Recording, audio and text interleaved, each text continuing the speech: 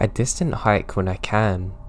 Sometimes this means getting up early, staying out late, to get as many miles in as I can. Sometimes walking in the pitch dark with a low light headlamp seems spooky. I grew up in the wooded areas. I've slept under a canopy of stars more nights than I can count. I've trekked literally thousands of miles of trails, riverbanks, lake shores, ridge bottoms, bogs and creeks. I've hunted the game. I'm establishing this because this is very important for you to understand. I've seen, heard, smelt all about this region in terms of what it has to offer with wildlife. My scariest experience so happened at about 04:30 in the morning. It was late spring, so the first morning light wouldn't be visible from the treetops for another 30 to 45 minutes. Another hour passed until sunrise. I was on mile 5. I'm in a low bottom that's wedged between the two steep ridges. The trail I'm on was narrow, muddy, and completely hemmed in by thick underbrush, young maple and oak. I'm confused, but focused on a small light with my headlamp, and I did hear what I think I did, a loud crack. I freeze solid. This is a part I'm having trouble describing. 04:30 in springtimes means I am the only thing making noise. No birds chirping, nothing. It's literally dead quiet. Mid-step I froze. Now it's just me and my fight or flight reaction. The thought instantly flashes in my mind as I stood there bracing myself into silence. If I hear that again, I'm turning round and leaving in a hurry. Why? Because that sound was not a branch breaking, nor a deadfall. It wasn't a widowmaker. I was damn sure that whatever did that done so intentionally towards me. Hearing it twice, well, God. To describe it as best I can, it sounded like a big piece of wood being violently smashed against a tree. More like a baseball bat, to be honest. The distinction in my head being that this sounded like a crack, not a thud or thump, as I have described it as an explosion. It's such a horrifying sound to me now. So I stood there, completely spooked. I realised the soon to be worst part of my situation. I knew where the sound come from. I knew where the trail went. In about 30 yards, I was gonna come to a 180-degree turn and start up the ridge going away from the creek. This meant as soon as I got the courage to move towards the noises, I was gonna have to turn back to it and get up that ridge. I'm nervous now. My head somewhere between meth find murder and Bigfoot. Minutes pass, I just breathe. With the fog misting up on my glasses, and there's nothing. Dead quiet. I've got about 30 minutes until first light. I crank up the headlight and start to slowly creep to the 180-degree turn. When you wear a headlamp in the woods at night, every branch can cast 1,000 shadows. Without moonlight, there's little help. I get to the turn and quickly make the bend. I'm moving pretty fast now, trying to be quiet, taking tiny shallow breaths. Then I smell it. A stench hits me that I can't describe.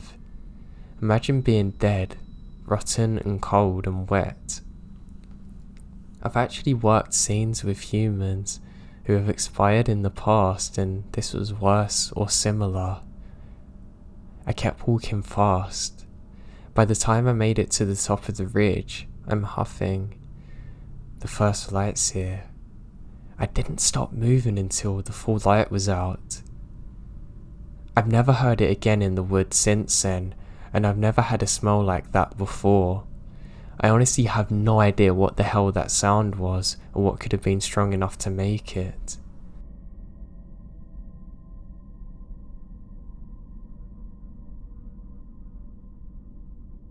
few years ago, when I was 17, I just graduated from high school and got my first job at a Christian camp near Yosemite in California over the summer. Mainly the people I worked with were great and really sweet Christian college kids, the good kinds. There was one guy though, I would say he's Carl. I didn't frankly like him. He was tall, handsome, charming, had golden curly brown hair and a smile that could stop your heart. His eyes though, they're dead. He never got those little crinkles in the corner of his eyes when he smiled, which suggests that it's not a real smile. It was like the top half of his face died. There were things I did not like about Carl off the bat. His eyes for one, the death of his smile. He never asked for anything. He tried to twist your arm. He just very softly, very slowly tried to manipulate the situation to feel as though you owed him. Each time, it felt like a part of my brain shut down, like a slamming door, almost like I'm powerless to say no. I get along with most of the little cliques of the camp. No one really dislikes each other. As far as I knew, we just kind of broke off into groups based off what we like into our free time, or who we like the most. Carl though, seemed to make friends one-on-one with a clique. By the time he left the group, it was desolate. They were fighting, not speaking or trusting each other. I know this isn't a lot of evidence, but I'm trying to take a good picture mentally and describe it to you. Now one day, everyone in the camp decided to go friendzone. We tried out a lot of camp food and wanted real dinner, maybe seeing a movie or go bowling. I was off work last. Now, at camp, we had a sign out sheet. Being so close to Yosemite, we often went hiking, so if we had left, we put our name down, along with where we're going, when we left and where we should be back, and when. This way, if anything happens, the search teams know where to go. So I put all my info into this sheet and head down to the parking lot. My friends had all divided up into their cars, and I jokingly asked if they forgot about me. They said Carl had said I could ride with him. I look around and I don't see Carl, although I seen his name on the sheet. All of the hair on my body stood on end. I was terrified to get in the car with this guy alone. He felt so wrong, just off. Just not right. I don't know how else to say it. My friends were telling me I have nothing to worry about and everything's gonna be fine. I saw Carl walking towards the parking lot with that dead smile on his face, and everything in me was seeming to get scared. I said that I was tired and wanted to stay in tonight, and Carl laid the charm trick on me, telling me what a night it's gonna be. I owed him because of God knows what, with this dead smirk on his face. I refuse. He gets mad. Told me I don't need to be such a horrible person. Finally, everyone figured out that I wouldn't be persuaded. I hugged one of my girlfriends goodbye, whispering in my ear not to ride with Carl back. When they all left, I walked back to the area with the sign out sheets to cross off my name, since obviously I wasn't going anywhere. I saw the sheet, saw where my name was, and my heart dropped. My name had already been erased.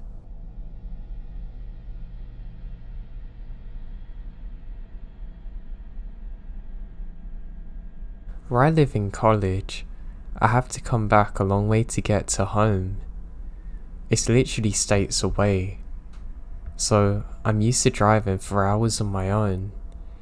This is often through heavily forested roads, with little to no other cars on the journey.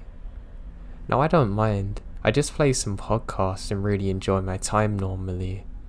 However, one night would change that forever for me. So it was the end of semester, and I was ready to set off like normal, and I check my phone and I have a text off my mum. It says, "Be careful." I don't know why I have a really weird feeling about tonight. I laugh about it and think, yeah, she's always paranoid like that, and set off at around 10 at night. I should be home by about 5 in the morning, that means, so I can get in, sleep and enjoy the day with my family. So I set off and all feels normal. I've got my music playing and I'm having a good time. Now I don't know why, I suddenly have this weird feeling come across me. I notice that my radio starts to act up too. Not like normal interference though that I've ever heard before. This is almost like it's being jammed. I just laugh and quickly switch my phone to podcast mode. Aliens are not going to stop me today, I laugh to myself, and I continue onwards. Now as I'm driving, I haven't seen one other car yet, but lo and behold, there's some kind of light as I'm approaching a bend. I slow down thinking it's another car, making sure I don't have an accident, but it doesn't seem to move. I think this is odd. As I get closer, I realise that it's just a torch that's been placed on the side of the road. It's as though a person's just put it there to look like a car's headlights. I think that's really odd, but decide to keep going, thinking maybe a road worker left it there by accident. I don't know, it could happen. Now as I'm driving, I switch the radio again to get a weather update, and I realise that the same jamming type thing is in place. I really don't want to worry myself and think I'm just being paranoid, so I press on. Now that's when I see the same thing up ahead again, except there's two. What giving it away is that one was dimmer than the other, but it was the same orange type of glow that the torch had from before. I'm certain that it's just going to be some road workers doing something, so I decide to slow down and roll my window down to let them know that they've left a torch on up the road and it might be dangerous to other drivers. As I do so, I see some people in high-vis jackets. When I'm slowing down though, I have a horrible feeling that something isn't right. My car slowly comes to a stop, and I decide to put my full beams on. I know some of you are going to moan at me for this, but I didn't care about temporarily blinding someone to see what was going on. That's when I see it. There's 5 people wearing high-vis jackets, but something looks off about this. I can see that the people in the background are wearing all black and a high-vis jacket. That just isn't right. I'm confused as to what's going on. Why on earth would they wear all black and a high-vis jacket? It's almost like they're not actual road workers, but the two at the front are. I call out and say, "Hello, are you guys from the government?" And there's no reply. As I'm waiting there, a horrifying grin comes across one of the workers' faces. As my eyes have adjusted to the darkness, I can see that there's more lights in the background. And I can see that the torches have been placed there just the same as before. Then suddenly, I can hear the sound of rustling around me. To my left, I can see that there's a group of people coming from the tree line.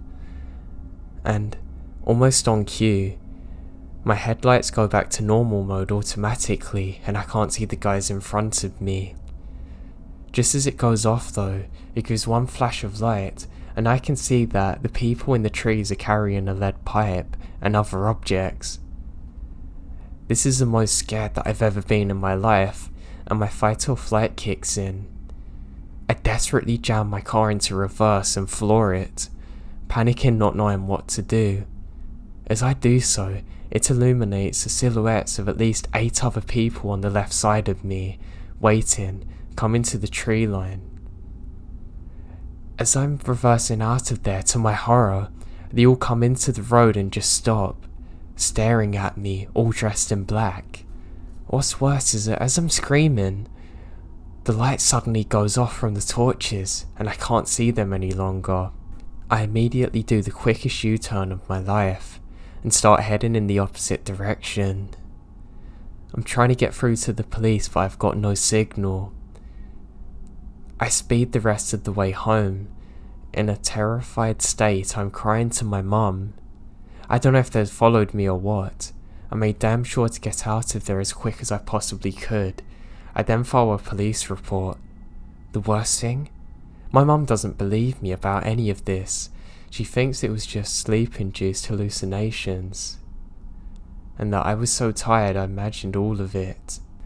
That was about to change though when the police arrived, and they told me and my mum that they were so thankful for the report, and they've been tracking down a group of people who pretended to be road workers to then try and kidnap people. Apparently someone else nearly got caught earlier in the week, but sped away too when they tried to grab her. It just makes me sick to think that there's people like that out there in the world. But the fact that I was miles into deep forest with no one around to help if I needed it then. It was only God's grace that I spotted them and didn't actually get out.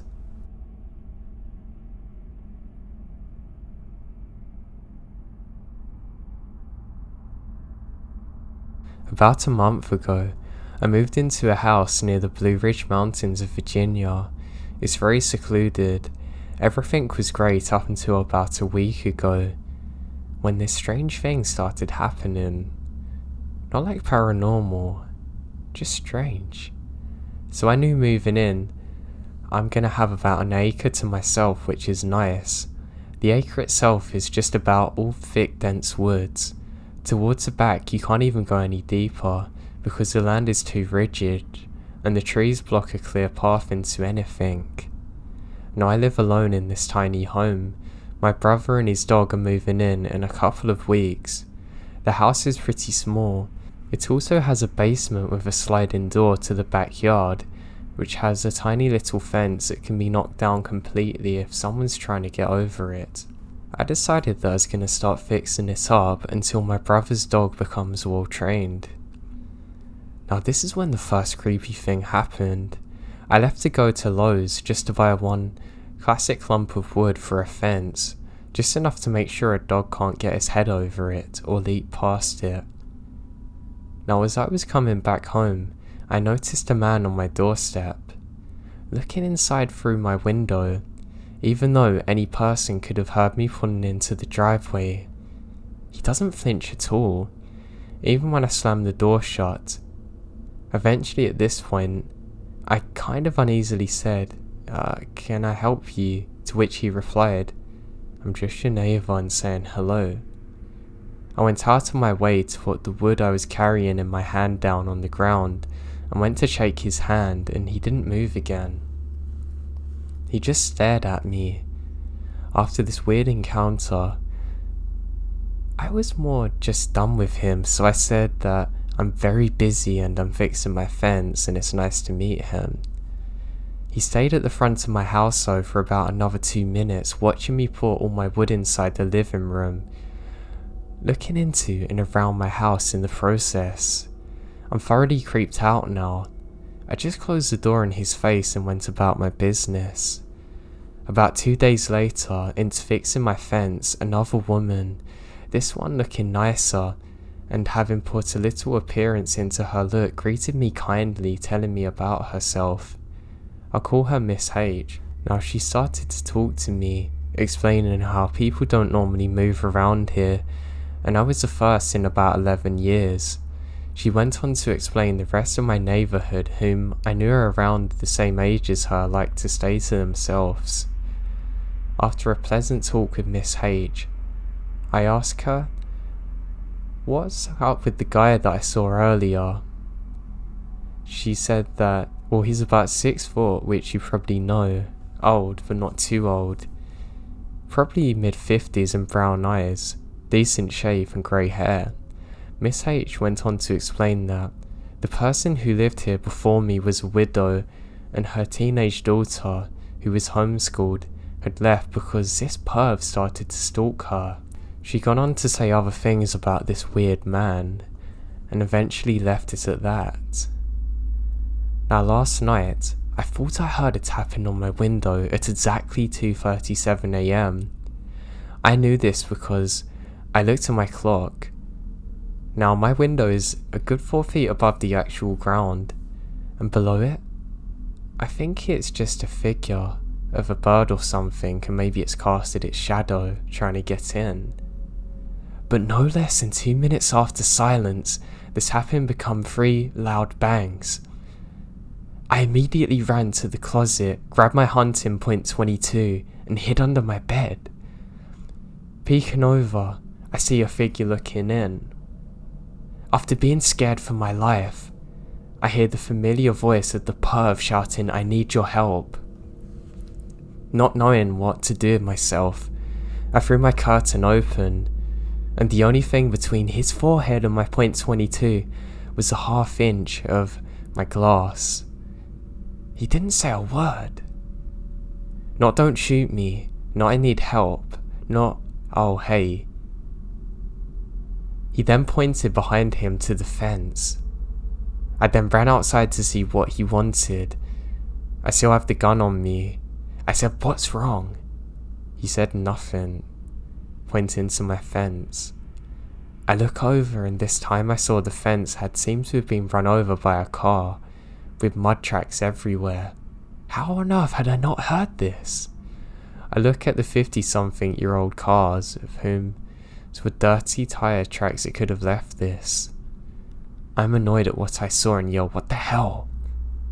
And then pull my finger on the trigger, when he finally replied, "That's your fence, isn't it?" Jumped in his car and quickly sped off.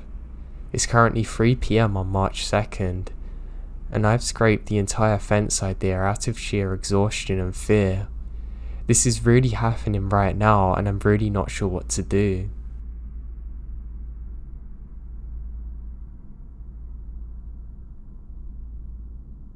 What I'm about to tell you happened 2 days ago in southwest Sweden.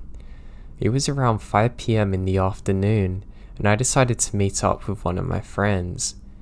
We have moped scooters, and drove to the grocery store to get a snack for our small trip.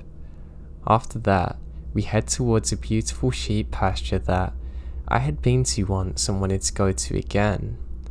It's located maybe 15 minutes away from the center of town. After a while, we come to a narrow road surrounded by a forest, since it rarely drives any kind of vehicles out there. I started to drive in the middle of the road, and sometimes even on the part of the road for approaching cars. One time, when I looked in my mirror, I saw my friend driving close to the edge. At first, I thought she was making a point that I should keep on my part. But then, she drove even closer to the edge, almost going in a ditch. I stop and wait for her to catch up. We're both kind of laughing, and I ask her what happened, and she said, "I got distracted by something weird by a tree and forgot the turn." We laugh and continue. Later, when we sat in the sheep pasture eating our snacks, we started talking about it again for some reason. I asked what she saw, and she described it as some kind of wooden plank that was nailed to a tree, and that it looks like a person with just holes as eyes. My reaction was, "Oh yeah, really?" And we decided to relocate it on the way home. We stopped by the roads and I turned off the engine. When I look up, I spotted it right away. It was hanging in a tree, looking dead. Now, I immediately think of some cults that are known to operate in the area. Maybe they were worshipping this. I don't know. I have a picture saved on my phone of this, and I'm really thinking of reporting it to the authorities. Something just doesn't feel right about it though. I have a horrible sense of evil when I look at this. I hope nothing too bad's happened here. I even got told that this could be a grave for something, as part of some of the sacrificial rituals that can take place there. I'm not really willing to go back to find out though.